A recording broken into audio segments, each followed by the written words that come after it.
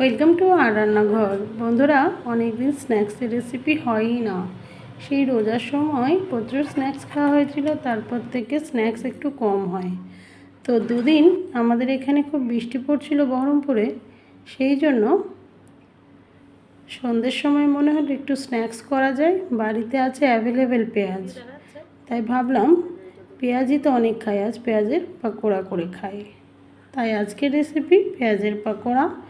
এবং আর রান্নাঘর কিছু রান্না করবে, আপনাদের সাথে শেয়ার করবে না তা তো হয় না, সেই জন্য আপনাদের সাথে শেয়ার করতে চলেছি আজকে পেঁয়াজের পাকোড়া।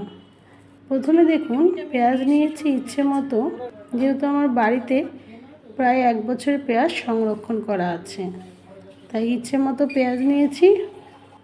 আপনাদের বাড়িতে যেরকম মানুষ সেই সদস্য অনুযায়ী আপনারা পেঁয়াজ নেবেন। পেঁয়াজটা পাতলা পাতলা করে কেটে নিয়েছি, এবার হাত দিয়ে একটু মেখে নিলাম।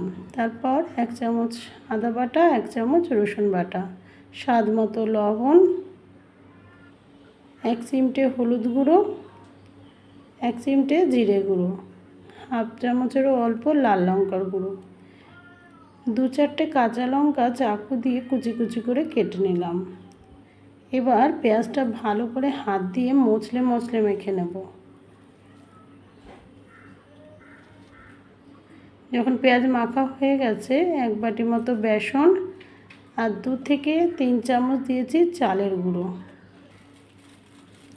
দেওয়ার পর এবার ভালো করে মেখে নিচ্ছি। যখনই বেসন আর পেঁয়াজ একসাথে মাখবেন, দেখলেই বুঝতে পারবেন যে জলের কোনো প্রয়োজন হবে না, হাত দিয়েই মাখা হয়ে যাবে। কিছুটা ধনেপাতা ফ্রিজে ছিল, গোটা ধনেপাতাই দিয়ে দিলাম, তাতে কোনো অসুবিধা নেই, আর কেটে নিলেও হবে। আমার হাতে যেহেতু বেসন ছিল, আর কাটার ঝামেলা করলাম না। এবার সাদা তেল গরম করে ছোট ছোট পাকোড়া সাইজ দিয়ে দিলাম পেঁয়াজের পাকোড়া। এর সঙ্গে নিয়েছিলাম মুড়ি, আর প্রথমে সস দিয়ে খেয়ে নিয়েছি, তারপর মুড়ি আর চা নিয়েছিলাম 1 গ্লাস। ব্যাস, সন্ধ্যাটা জমে গেছিলো পেঁয়াজের পাকোড়ার সাথে। দেখুন, লাল লাল করে ভেজে পেঁয়াজের পাকোড়া তুলে নিচ্ছি। আরও কিছুটা আছে, সেগুলোও হবে। একে একে সব পেঁয়াজের পাকোড়া ভেজে নেব।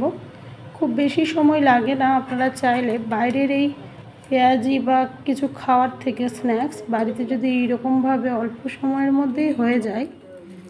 দেখুন, রেডি আমার পেঁয়াজের পাকোড়া। এবার শুধু সস দিয়ে ডুবিয়ে খাওয়ার পালা। মেয়ে তো সস দিয়ে খেয়েছে, আমি খেয়েছি মুড়ি দিয়ে। চা, পেঁয়াজের পাকোড়া আর মুড়ি।